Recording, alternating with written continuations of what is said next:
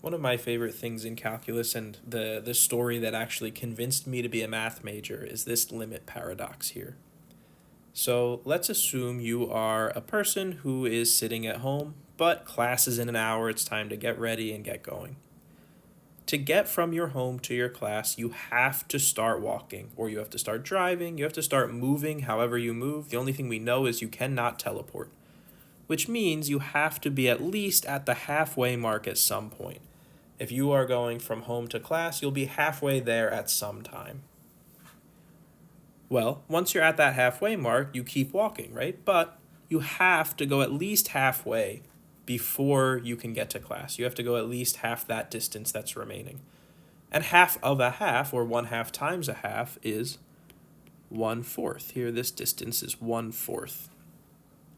And so if we moved the half, then we moved the fourth. 1/2 plus 1/4 is going to be 3/4. So we made it 3/4 of the way there. Well, we're 3/4 of the way there. We might as well keep going. And if we keep going, we have to go at least halfway. And half of 1/4, the remaining 1/4, half of the remaining 1/4 is going to be 1/8. And so we went 3/4 of the way. Now we've gone an extra eighth of the way. 3/4 plus 1/8 is going to be 7/8. And if we keep walking, we're going to have to go another half of that, which is going to be a 16th, which is going to get us to 15/16. And this process is going to keep going indefinitely. We're going to need to go at least half the remaining distance at every time step. And unfortunately for us, there are infinitely many remaining half distances. We're going to be at 15/16, then 31/32, then we're going to be at 63/64. And we're never going to make it to class.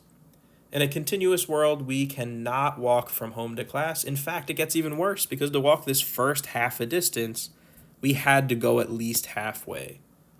And to go that halfway, we had to go at least half of that. And to go that, we had to go at least half of that, at least half of that. So to make up any distance, to even start moving, we have to go in infinitely many halves. And we all know infinity goes on forever. So this paradox proves that movement does not exist. Now we all know movement does exist, and I hope you will come to class. And we can show why movement exists and how we reconcile the continuous world with the discrete world via calculus by using limits. And limits are what we're going to learn in the next few videos.